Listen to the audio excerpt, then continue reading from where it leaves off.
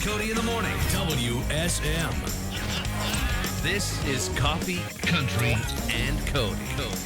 Welcome to it on the television side, all our Circle streaming platforms. You can go to CircleCountry.com and link to the one that's your favorite right there, or better yet, on demand for up to 24 hours if you download the app CircleNow. Our studio director, Aaron Cooper's parents, that's the way they watch it up in the D.C. area in Vienna, Virginia. And good morning to them. And that's CircleNow, and it's available in your app store. That's Kelly Sutton. Hello. On the first day of spring, where it's 28 degrees. I don't know what it is where you are, but it's 28 degrees in Nashville this morning. Charlie Mattos is back from the beach, and welcome to it. What you working on over there? We got a new class of Hall of Famers announced right after we went off the air yesterday because I took the day off. Charlie texted me. Yep, we were sitting here with my laptop open, watching it all come down. 3 new members will be added to the Country Music Hall of Fame. We'll give you all the details on that. Why Casey Musgraves won't cut her hair anymore. We were just talking about haircuts. Like ever? Well, she says she's a long-haired girly for good. So we'll give you the backstory on that. It's good stuff. Also, Willie Nelson and Kermit the Frog playing together for the first time ever. This is where we go with entertainment headlines. So, yeah, stay tuned. And if you're just joining us on the television side, the streaming side, the app, it is a free vanilla cone day at Dairy Queen, all locations. It's like a national, international. They're international, yeah? I don't know. Maybe in Canada. But we learned that Kelly Sutton's first job. Dairy Queen. Mm-hmm. That's right. But you weren't. What was it? You weren't? We weren't brazier. Which means? We couldn't have French fries. We didn't have fried. That'll teach you. Yeah, we didn't have a deep fryer. So we had hamburgers and we had grilled stuff, but we had hamburgers with chips. We just didn't have French fries. I didn't know that was a difference. There's a big difference between brazier and non-brazier Dairy Queens. I'm so enlightened working with you. Thank you. Yes. International Dairy Queen, based in Minneapolis, is the parent company of American Dairy Queen and Dairy Queen Canada. I was going to say Canada. Through its subsidiaries, there are over 7,000 locations in 20 countries. This is Coffee, Country, and Cody. Welcome, William Michael Morgan, and maybe since some of you have seen him last, rocking a mustache that Sam Elliott would be proud of. Oh, you know, I'm trying to put a little man to have a little jealousy. Well, how are you guys this morning? We're doing all right. Is that a Bellamy Brothers T-shirt It is you're a rocking? Bellamy Brothers T-shirt. I figured it'd be fitting for today. You know the great story about their lockdown on top of the bus blowing open one time? I don't. And they had that logo in women's panties that you could buy at the merch table. Wow. Let your love flow. Is that something you could get down at Target? True story. Oh, my God. They didn't know the lockdown had come open, so their trucker buddies would say, hey, what's going on up there? We want to get in on that. I want a piece of that, huh? So the merch was flying out the back. Women's panties were flying all over the interstate. Wow. So best promo they could have ever not paid for. Holy cow, you couldn't have paid for that, boy. True story. So what was it like to work with them? Because that it was song awesome. is just so iconic. Well, first and foremost, I mean, it's very sweet and just says something to their character that they would come and sing a hit that they've already had, you know, a million times over with somebody like me, man. You know, when we did Let Your Love Flow, I mean, I was not expecting. Of course, I did a whole EP of cover songs, stuff Let like Your Love Rough On, Flow, Let Your Love Flow. Rhinestone Cowboy, Yes, Baby, Baby, Don't Get Hooked on Me, Yes, Mac sir. Davis. Yes, sir. Rest in peace. Good Old Boys Like Me. Goodness Yes, sir. gracious, Bob McDill. We just found out who the new Hall of Fame class is going to be Isn't that yesterday, something? and Bob, of Yeah. course, went in last year's class. Yeah, yeah. But man, it's an honor. I mean, those guys are class acts. They still sing their butts off. And, they come to the Opry and and bring play that it. energy like nobody's business. Yeah, you know. and you know the true sign of success, that ongoing, enduring success, is the fact that multiple generations are out there singing these songs, which means as kids were coming up that are now adults, 2 or 3 generations like that. You're right. That was a soundtrack that parents, grandparents, maybe great-grandparents were playing, and these kids who couldn't, I mean, they were nowhere close to being around. Their parents maybe not around It's when timeless. some of these songs were hit. It's an good way to instant put it. Classic, timeless song. You know. Howard's on line 1. He said great grandkids. He's like, hold on now. Hold on. They're great grandparents. We're not that old. They're over there.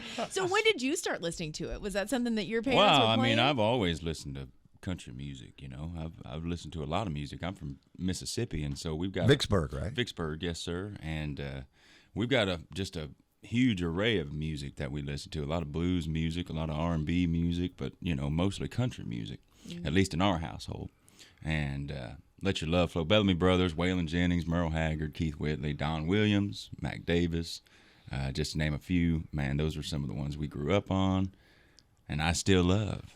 Yeah, that album was called Storyteller Volume 1. Yes, sir. Is there Yes, going to be a sir. Volume 2? You going to do it We again? sure hope so. I We hope sure you do, hope too. so. Yeah, we're planning on it. I mean, there's an array of songs to pick from through the years. So, What'd your mom and dad do? Were they musical? well, Are when they had a little something in them, a little courage in them, they'd get out there on front of that karaoke machine. But that was about it. My dad played a little guitar around the house. I can't undersell it.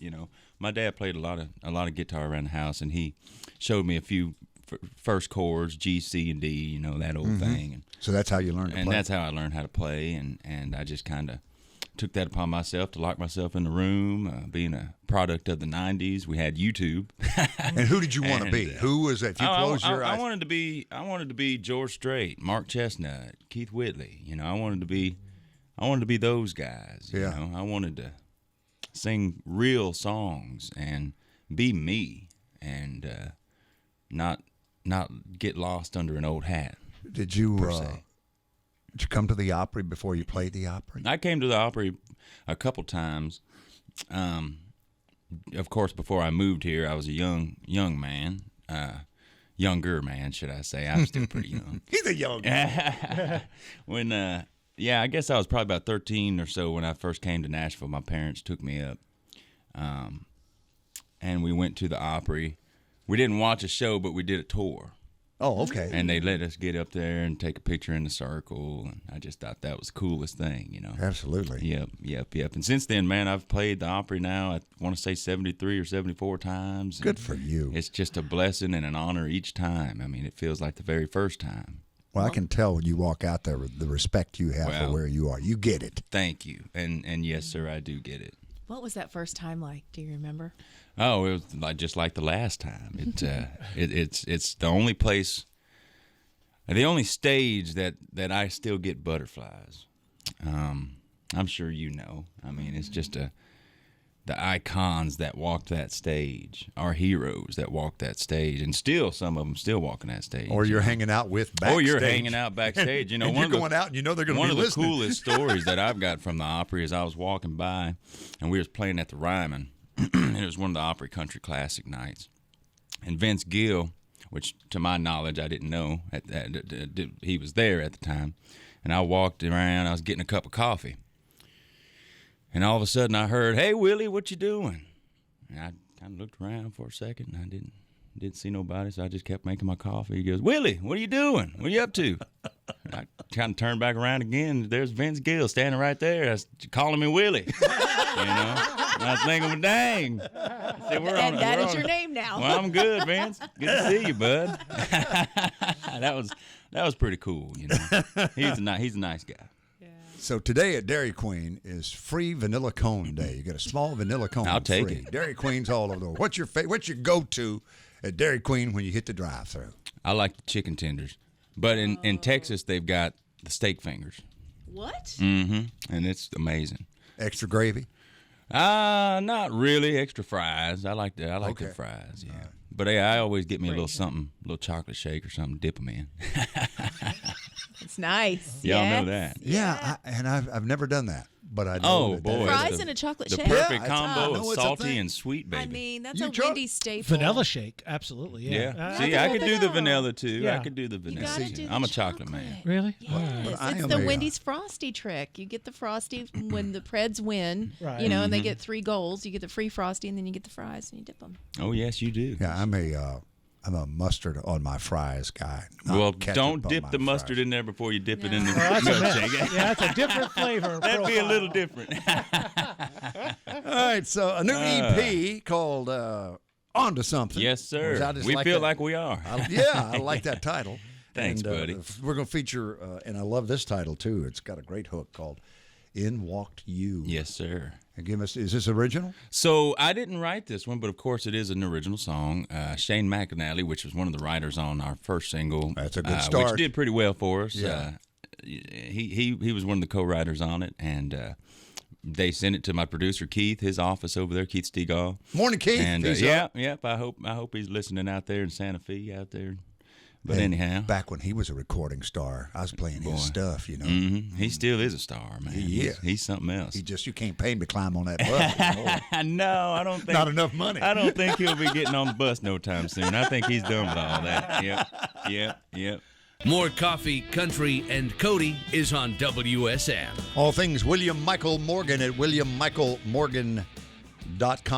Has there been confusion through the years and introductions with Michael Martin Murphy and John Michael Montgomery and William Michael Morgan, or what are I've some been of called so many things. Well, you know, Core Blonde has on stage, off stage. Core Blonde has T-shirts printed up. Yeah. With all the mispronunciations. Yeah, and you can buy them at the merch table of his name, which is 4 in the front, 4 in the back. That's it. Corb Lund. How do you mess that up? He says it's been done worldwide. Well, my favorite one was we was playing down in Texas somewhere, I think in Beaumont, and this guy got so flustered he just said, "Ladies and gentlemen, give it up for Michael." I said, "Well, I got one of them, right?" I said, just hit it all, you know. You'll get one of them, right? Two, you know. Was that Chuck Wicks? I bet that was Chuck Wicks that did that. It worked for Tony. I'm just like, what? You know, that's a true story. Well, there's a Porter Wagoner story about when Joey the Cowpolka King joined Riders in the Sky.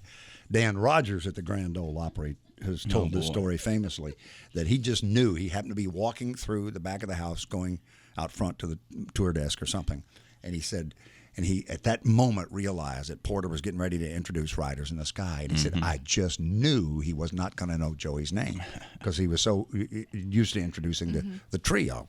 He said, and he Ranger Doug, Two Slim, Woody Paul, and he said, he paused and he said, "My man, my man." That was it, my man. That was it. So Joey the Cowpolka King. My man. My man. My man. Or Michael. I like that a lot. Michael. Yeah. Oh, yeah. Again, I have been called everything under the sun, under the moon. You've jinxed one of us at the podium at the Grand Ole Opry the next time. The sad thing is I've answered to some of it. And that's fine. As long as they have you, that's all that matters. Oh, yeah, that's right. Thank you for coming to see us, man. Thank you for having me, brother. I always enjoy coming and seeing you folks. It's always a good time. Okay. See you at the Dairy Queen drive-thru later. Yes, sir. I'll be getting them chicken tenders. Coffee, Country, and Cody. William Michael Morgan. Good morning. Coffee, Country, and Cody on WSM. Or am I just not letting go? Woo! That song is going to resonate with me the rest of the day. My earworm for the day from William Michael Morgan's performance in the studio a minute ago. Hope you got to be a part of that. And here's the beauty. If you heard that, or if you're going, what in the world are you talking about? CircleNow app, available up to 24 hours on demand. That was incredible. I love seeing him. I haven't seen him in a minute, and I'm just glad he's doing well. And those songs, wow, sounded great. And there was something in his voice that and it always reminds me of Tim Menzies. And a lot of people will know that name in this town as a player, a singer, certainly as a songwriter. Been on the show many times. And I said that to him, and he goes, I met him when I was 14. We started writing together. Oh, wow. Of course, because that's our town. That's how it happens. Yeah, and the other name that came up that often does is Roger Springer. Wow. Who is working with a fellow we had on the show recently from Portales, New Mexico, who's just extraordinarily talented, traditional country, much like William Michael Morgan or Michael. Yes. I won't be able to forget that. We need to make that merch. We do. We need to make that merch. Michael, but spell it different every, like Tony. It was Toni, Tone with the ampersand. Yeah, so Mykal, Michael. We'll work on it. But Roger's working with Will Bannister, and Will shot me a note. He was at the Opry backstage, he and Roger, the other night. Oh. So, as a part of the 50th anniversary of Yes. the Grand Ole Opry House, I might add. Man, we got a lot of stuff happening. So we had Trisha's 25th anniversary as an Opry member. We had the 50th anniversary of the Grand Ole Opry House. And now we have a brand new class of Country Music Hall of Fame inductees. It was announced yesterday who will be going into the Country Music Hall of Fame. We Kix have and Ronnie three. announced it. Yes, Kix and Ronnie were there. They did their best to read off a teleprompter. Let's just say, we all have our strengths, and maybe that's not theirs. But Toby Keith will be going into the Country Music Hall of Fame. Well, they both look like they'd woken up about a half hour before. Because they'd woken up 15 minutes before. That's exactly why. Yeah, and this yesterday, it was funny because Charlie and I were watching it on my laptop, and we kind of went back and forth, and I said I thought it was going to be Toby. Yeah, I thought Kenny Chesney. So. Oh, yeah. I'll be right one of these days. Yes, you will. Yes, you will.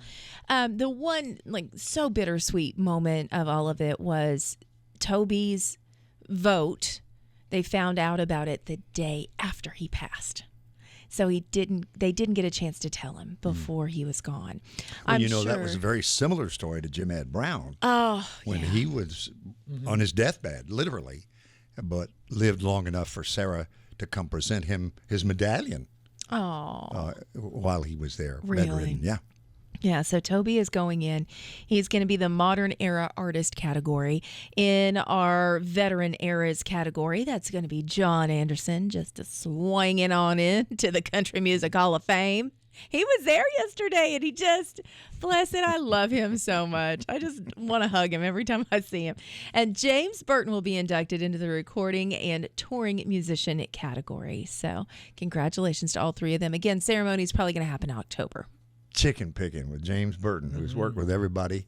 Oh. From Elvis to Michael Jackson. The list was insane when they just talked about all the people he'd either recorded with or toured with or been a part of. So, yeah, really impressive. Who was he out with first? Well, he went from Elvis to the Hot Band with Emmylou. So that's pretty strong right there. Bob Luman was the first. Was his first gig? Yep. And then somewhere along the line, Steve Wariner got with Bob Luman. So Bob Luman had great guitar players. Yeah. Oh, very nice. Yeah. Okay, so Friday night, Ryman Auditorium, big to-do. It was amazing. Casey Musgraves doing her album release party there. She did the entire album, top to bottom. She was about 2 songs in when she kicked her shoes off, and I was like, oh, it's going to get good now.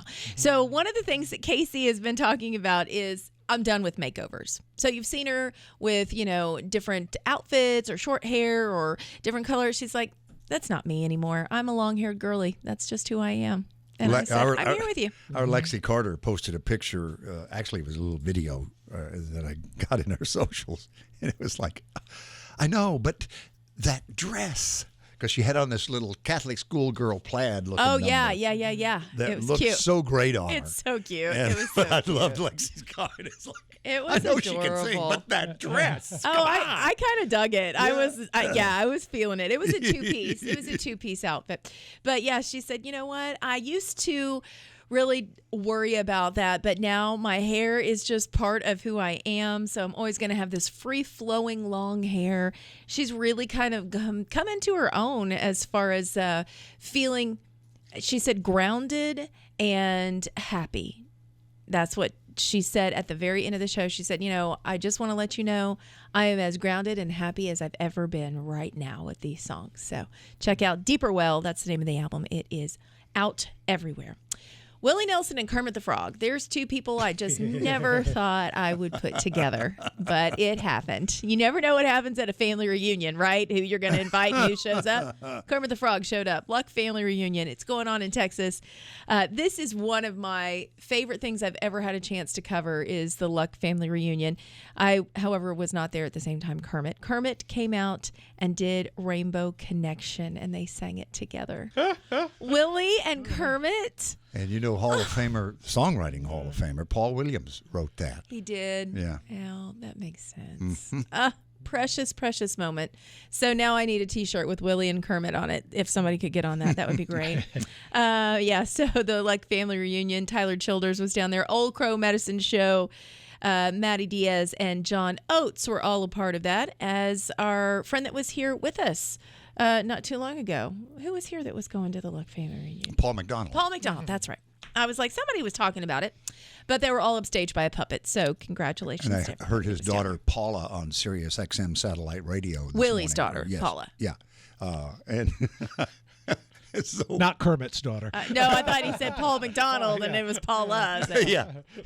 And I think she had been at the Luck family reunion a little later than she should have been to get up early to do radio. You, the last time that I went, it was so much fun. It was an incredible night. But you park in his field. It's at his house, like where he has this whole curated little town, and there are lamps in the trees. It's very magical and mystical. Yeah. And then you get in the car to leave, and all of a sudden, a truck is swimming upstream, honking at all of us, and the cars are parting to let it through. And it's Willie in the passenger seat, just waving. He's like, "I'm going up to the house. Thanks for coming." And that was it.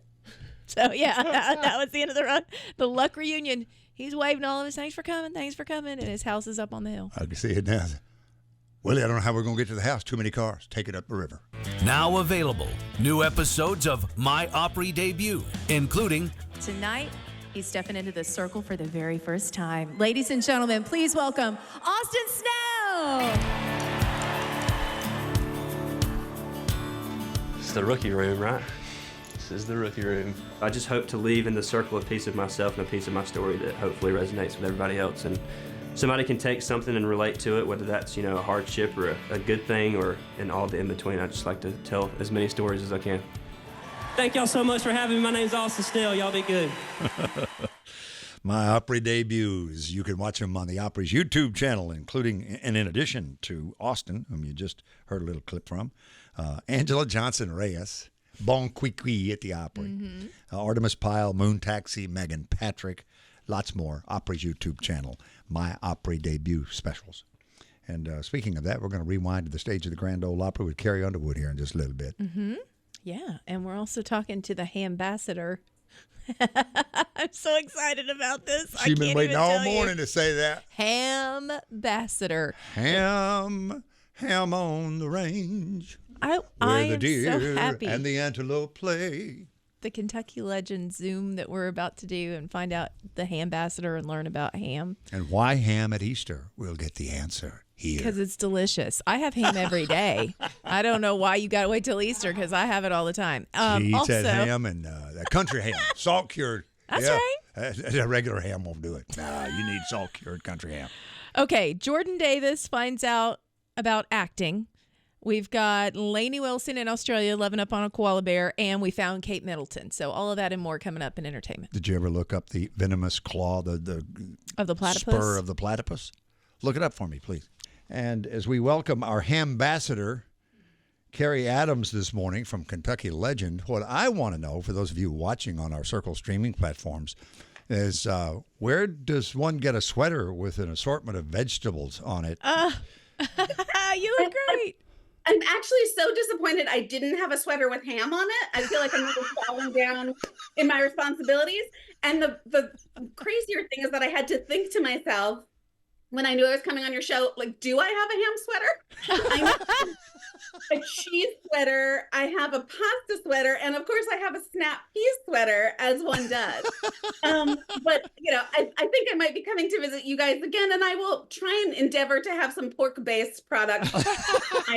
Listen, if you don't already have that in your wardrobe, we can for sure find it around here in Nashville. I know. I think Marie Kondo would ask if it brings me joy, and I think a ham sweater would bring me joy. It would bring all of us joy, Carrie.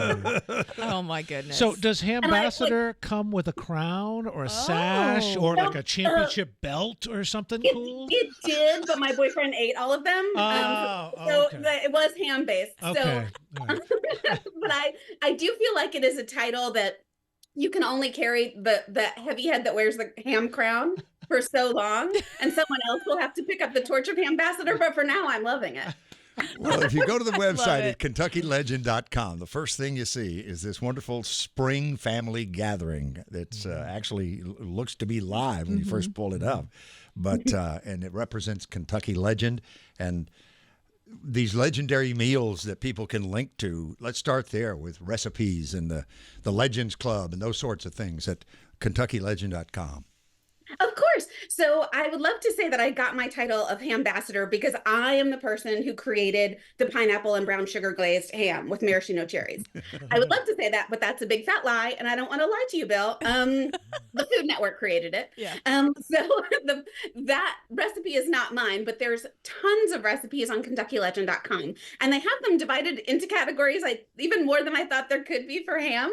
So you've got snacks, you've got breakfast, lunch, and dinner. You have a special glazes section, which is where that one is, because Kentucky Legend ham's already cooked. You don't have to drive yourself crazy by like owning a smoker and eating raw meat and all of that stuff. It's completely fully cooked. You can eat it out of the fridge with your fingers straight into your pie hole like a Neanderthal if you wanted to, but it's better if you actually glaze it. So the recipes on the website show you how to make the best thing to serve to your family or just to have for yourself. And that reference she makes: breakfast entrees, lunch and dinner entrees, glazes, appetizers, sandwiches, salads, soups, side dishes, desserts. You remembered even more than I did. Well, I was looking at my monitor here. Well, Kari, there is one section that isn't included on there that I would like to offer up. As Hambassador, I think you should take this one under consideration. It's been a long-standing tradition in my family, the emergency backup ham. So whenever we were having any other meat as our entree, whether it be prime rib or turkey, somebody was designated as the emergency backup ham bringer. Backup ham. I will ask the powers that be at Kentucky Legend if they can put that category in. Right. I think it's a good point of view. I mean, we know so many holidays have like associations with their particular meats, but ham is always there. Ham is in the background. Ham is the player. You can't go wrong. People, myself including, I go back for seconds of ham. Yep. That's not true for every meat. That it's a good standby in case you just need to make a sandwich, in case you need to make breakfast, or in case you're like, it's 2 a.m. and I'm watching Love is Blind again and I need a snack. Let me get some ham. So we think turkey at Thanksgiving, Yeah. ham at Christmas, and certainly at Easter. What's the tradition of ham at Easter? What do you know about that through the years? Well, when you think about Easter, we're all coming in, we're all just recovering from our daylight savings time, right? So you think of Easter happening in the beginning of spring, and historically, you know, when people did not have our lovely Frigidaire situations, they had to smoke meat and store them away for the winter. And that, you know, smoked meat stayed ready for them to consume in the spring. So when it comes to springtime, it's time to pull out of the smokehouse the ham that you've got. And I particularly like it because in the springtime, it lends itself to really sweet glazes and juices. And that feels like much later. I mean, don't get me wrong, I love Christmas and Thanksgiving as my family's holiday, but it's not exactly like a maraschino cherry kind of holiday. Right. Springtime is where you have those like lovely glazes. And the centerpiece of your Easter table is always like a big ham. And I think that's just because that's when it came out of the smokehouse. But also when you're ready to lighten up, you're ready to have a long day, not weighed down by a heavy thing, you can have a sweet, like honey baked or brown sugar glazed. I mean, we make barbecue hams and smoked hams, but I'm like a sweet tooth girl. Mm-hmm. So I definitely go for those over Easter time. Let's talk about Kentucky Legend ham because it really has been a staple for us. We know it's very close to us in Owensboro, Kentucky, where it's smoked. So talk to us about why you want to choose Kentucky Legend over any other ones. And part of it, you said they're double smoked. That's right. Yeah. Well, I think we trust brands that have been around for a long time, and Kentucky Legend has been in Owensboro, Kentucky since 1914. So it's not a fly by the seat of your pants ham operation. So they have the knowledge, they've had the same quality control for over 100 years. You can rely on it for you and for your family, and they know what they're doing. They have so many options, whether it's a whole ham or a sliced ham or half, and you know, whatever you can do in your mathematics class to divide up a ham, they have that option for you and for your family. So I think it's a name that you can trust, and you know exactly where it comes from. It comes from Kentucky. That's right. So you mentioned the ham. We have the main course. Let's go to some of the side dish recipes that you would recommend that people can pull up, because I just pulled up the page that's got scalloped potatoes and ham and bacon wrapped asparagus, bacon jam, ham and green bean casserole. You can't have a holiday without a casserole. I know. I mean, like, what's the point? Like, how are you going to use your grandma's casserole dish unless you have something to layer it unless there's something that, like you can make yourself feel better that there's a vegetable in it, that if you can't put my sweater in, you can at least have some green beans. You can at least have some asparagus. I like, my whole life is carb based. I will be honest with you. That if there's anything I can do to wrap ham in some rolls, to wrap ham in some pizza crust with some pinwheels of cheese, then that's the best side dish for me. When I'm like, am I getting enough carbohydrates today? I'll cut it with a little protein. But I think that's my favorite way of using ham. Oh, ham on a bagel. Speaking of carbs. Oh, well, that's wonderful. I don't know. I don't know if a ham on a bagel might be, I think, a better side accompaniment. I love a side item. I'm a side item girl. So I think you have ham and then just a bagel with, butter or sour cream, cream cheese, whatever you'd like on the side. Well, I was thinking breakfast, but that's okay. Like a ham, egg, and cheese on a bagel. There Absolutely. You go. Yes. Absolutely. She's got a ham fritter recipe on here that is it's got corn in it. It's just absolutely terrific. I've never had it. No. But I'm printing this off for my wife right now.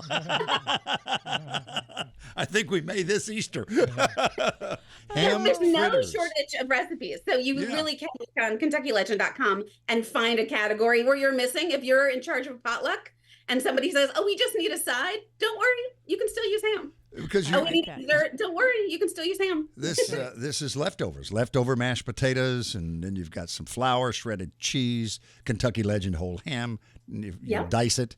Frozen corn. You use half a cup of frozen corn, salt, black pepper, vegetable, fry it up. You got yourself a ham fritter from Kentucky Legend. It's all on their website. I know.